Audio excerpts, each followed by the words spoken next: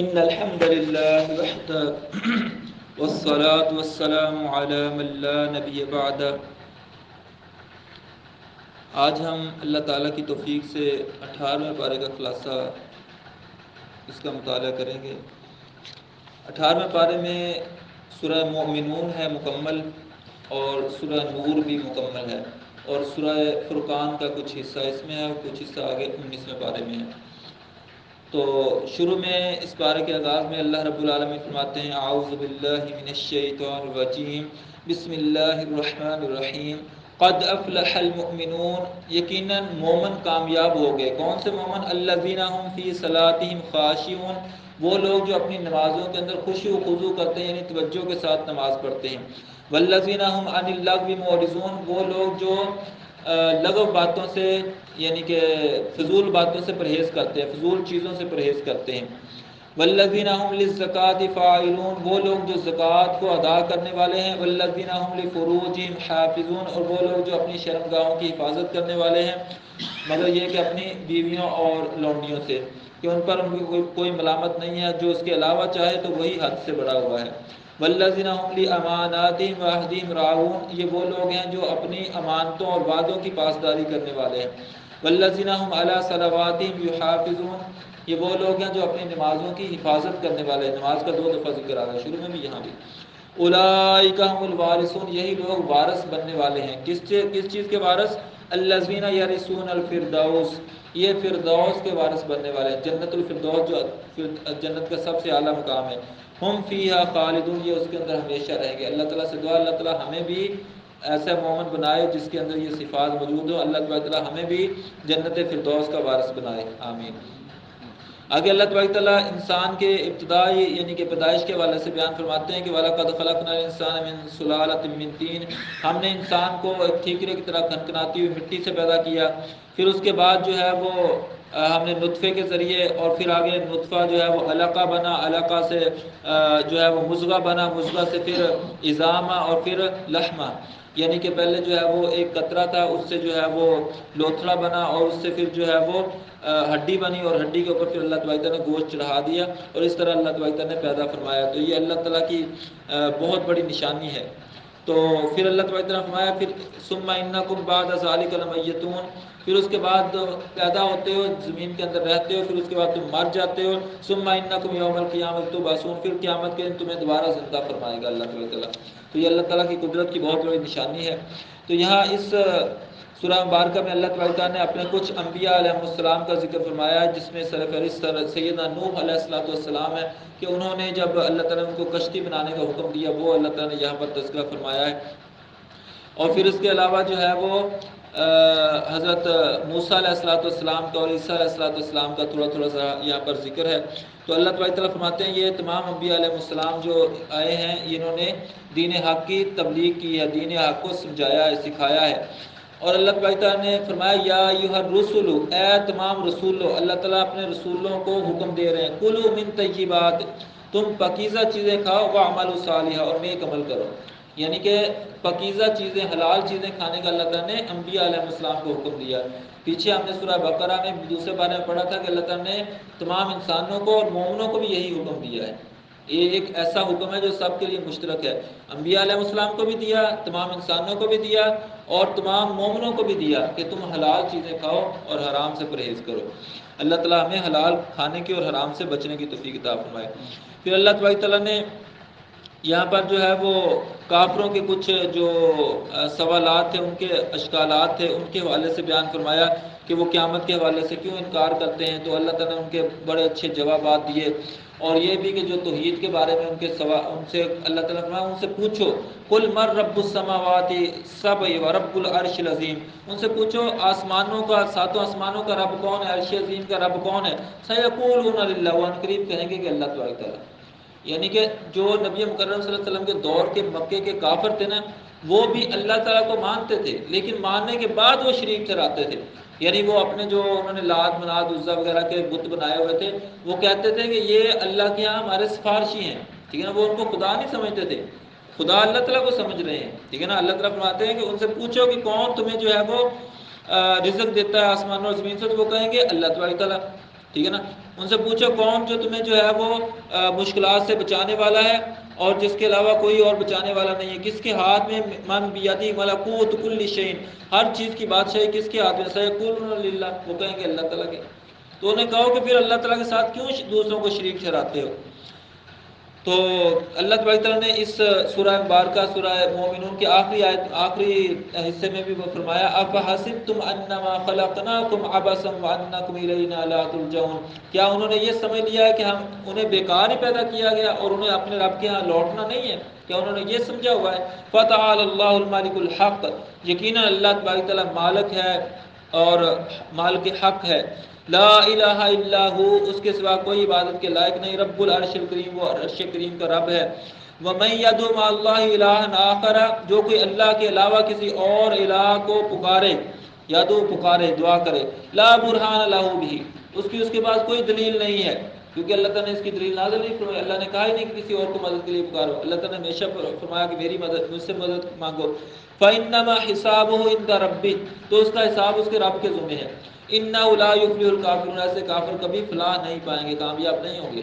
ایسے لوگوں کو اللہ تعالیٰ نے کافر قرار دیا جو اللہ کے علاوہ دوسروں سے دعا کرتے ہیں، مدد مانگتے ہیں. وَقُلْ رَبِّ اغْفِرْ وَارْحَمْ وَأَنْتَ خَيْرُ الرَّاحِمِينَ، یہ جو آخری حصہ ہے رَبِّ اغْفِرْ وَارْحَمْ وَأَنْتَ خَيْرُ الرَّاحِمِينَ، بڑی ہی پیاری دعا ہے. کسی مشکل کے اندر پھنسے ہوئے یہ دعا پڑھیں، مغفرت کے لیے یہ دعا پڑھیں، کثرت کے ساتھ یہ دعا پڑھنی چاہیے. رَبِّ اغْفِرْ وَارْحَمْ وَأَنْتَ خَيْرُ الرَّاحِمِينَ، اے اللہ مجھے معاف بھی فرما دے، مجھ پر رحم بھی فرما، بے شک تو بہترین رحم فرمانے والا ہے. ٹھیک ہے نا. اس کے بعد آگے سورہ نور ہے، اور نور کا معنی روشنی ہوتا ہے. تو اللہ تبارک تعالیٰ نے فرمایا کہ یہ صورت ہے سورۃ انزلناها وفرضناها، یہ صورت ہے جو ہم نے نازل کی اور اس کے احکام کو ہم نے فرض کر دیا تمہارے اوپر، ٹھیک ہے نا، تاکہ تم نصیحت حاصل کرو. تو فرمایا کہ الزانیۃ والزانی فاجلدوا کل واحد منہما مئۃ جلدہ، زنا کرنے والی عورت ہو یا مرد ہو اس کو 100 کوڑے مارو. یہ سزا جو ہے یہ غیر شادی شدہ کے لیے ہے. شادی شدہ ہو پھر زنا کرے تو اس کی سزا رجم کرنا ہے، جیسا کہ حدیث کے اندر موجود ہے، اس کو پتھر مار مار کر مار دینا ہے. اور پھر فرمایا آگے کہ جو لوگ یعنی کہ پاک دامنہ مومنہ عورتوں پر زنا کی تہمت لگاتے ہیں، اگر وہ 4 گواہ نہ پیش کر سکیں تو پھر جو ہے ان کو 80 کوڑے مارو. یہ بھی یہاں پر موجود ہے. اور اسی طرح سے اس سورہ مبارکہ کی جو ابتدائی 18 آیات 17 آیات ان کے بارے میں شان نزول میں آتا ہے کہ سیدہ عائشہ صدیقہ رضی اللہ عنہا کی پاک دامنی کے حوالے سے، ان کی برات کے حوالے سے نازل ہوئی، کیونکہ بعض منافقوں نے ان پر الزام لگایا تھا. تو اللہ تبارک تعالیٰ نے ان کے الزام کو دھو دیا اور فرمایا کہ وہ بالکل سچی ہیں، عفیفہ ہیں. تو اسی طرح اس سورہ مبارکہ میں اللہ تبارک تعالیٰ نے مومنوں کو بہت سارے اچھے آداب سکھائے ہیں، اور ان میں سے ایک ادب جو ہے یہ ہے، اللہ تعالیٰ نے پہلے مومن مردوں سے مخاطب ہو کے فرمایا کل للمؤمنین یغضوا من ابصارہم ویحفظوا فروجہم، مومن مردوں سے کہہ دیجئے وہ اپنی نگاہوں کی حفاظت، اپنی شرمگاہوں کی حفاظت کریں، اپنی نگاہوں کو نیچے رکھیں. اب مومنوں مردوں سے پہلے کہا گیا نگاہوں کو نیچے رکھیں اور شرمگاہوں کی حفاظت کریں.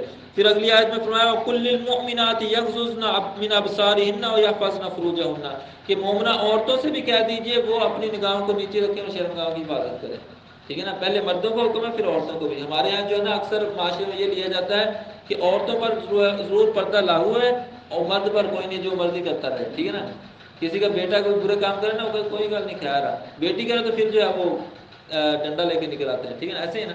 حالانکہ اللہ تعالیٰ نے پہلے عورتوں کو ذکر فرمایا، یعنی دونوں کے لیے ایکول قانون ہے اللہ تعالیٰ نے جو نازل فرمایا، دونوں کے لیے پردے کا حکم نازل فرمایا ہے.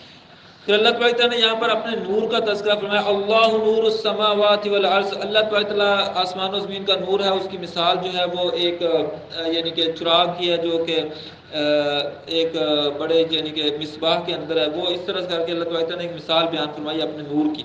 اور حدیث کے اندر بھی آتا ہے کہ اللہ تبارک تعالیٰ کے چہرہ اقدس کے سامنے نور کے جو ہے وہ 100 پردے ہیں. اگر ایک پردہ ہٹا دیا جائے تو جہاں تک نکال جائے ہر چیز جل کر کستر ہو جائے. تو اسی طرح سے اللہ تبارک و تعالیٰ نے یہاں پر فرمایا کہ جو اللہ کے نیک بندے ہیں، مومن بندے، وہ کیا کرتے ہیں، رجال لا تلہیہم تجارت ولا بیع عن ذکر اللہ واقام الصلاۃ وایتاء الزکوٰۃ، جو اللہ کے نیک بندے ہیں انہیں خرید و فروخت کرنا یعنی کاروبار کرنا یہ نماز سے، اللہ کے ذکر سے، زکوٰۃ سے نہیں روکتا. ٹھیک ہے نا. وہ نہیں رکتے، یعنی کہ کاروبار بھی کرتے ہیں، کھاتے ہیں، کماتے ہیں، خرید و فروخت کرتے ہیں، لیکن اس کے باوجود وہ اللہ کا ذکر بھی کرتے ہیں، نماز بھی پڑھتے ہیں اور زکوٰۃ بھی ادا کرتے ہیں، اور یخافون یوما، اور اس دن سے بھی ڈرتے ہیں جو قیامت کا دن آنے والا ہے، ٹھیک ہے نا۔ تو اللہ تبارک تعالیٰ ہمارے اندر بھی یہ صفات پیدا فرمائے۔ اسی طرح اللہ تبارک تعالیٰ نے یہاں پر فرمایا کہ قل اطیعوا اللہ واطیعوا الرسول، آپ فرما دیجئے اللہ تعالیٰ کی اطاعت کرو، فرما برداری کرو، اور رسول اللہ صلی اللہ علیہ وسلم کی اطاعت اور فرما برداری کرو۔ فَإِن تَوَلَّوْا فَإِنَّمَا عَلَيْهِ مَا حُمِّلَ وَعَلَيْكُمْ مَا حُمِّلْتُمْ، اور اگر یعنی کہ وہ نہ تم کرو گے، منہ پھیرو گے، تو پھر جو ہے تم پر وہ بوجھ ڈال دیا جائے گا۔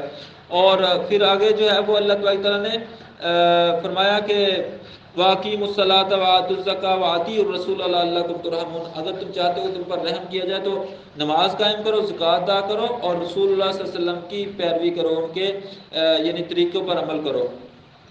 اور پھر اسی طرح سے اللہ تعالیٰ نے کچھ نبی کریم صلی اللہ علیہ وسلم کے گھروں کے اور عام لوگوں کے جو گھروں ہوتے ہیں پردے کے حوالے سے کچھ مسائل ذکر فرمائے ہیں کہ انہیں کون کون سے پردوں کے احکام کا خیال رکھنا چاہیے۔ مثلا یہ کہ ظہر کے بعد اگر آرام کر رہے ہو تو گھر میں یعنی نہیں جانا چاہیے، اگر عشاء کے بعد آرام کر رہے ہو اس وقت نہیں جانا چاہیے، ٹھیک ہے نا۔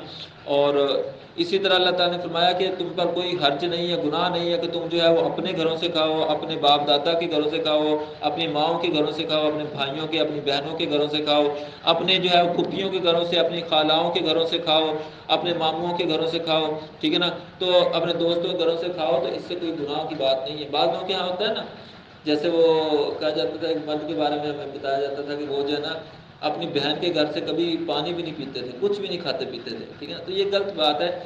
اگر آپ جاتے ہیں اس کے گھر کے اندر تو وہ اگر کوئی چیز آپ کے لیے کھانے پینے کی پیش کرتے تو کھا لیں، اس میں حرج نہیں ہے، حرام نہیں ہے وہ، ٹھیک ہے، جائز ہے۔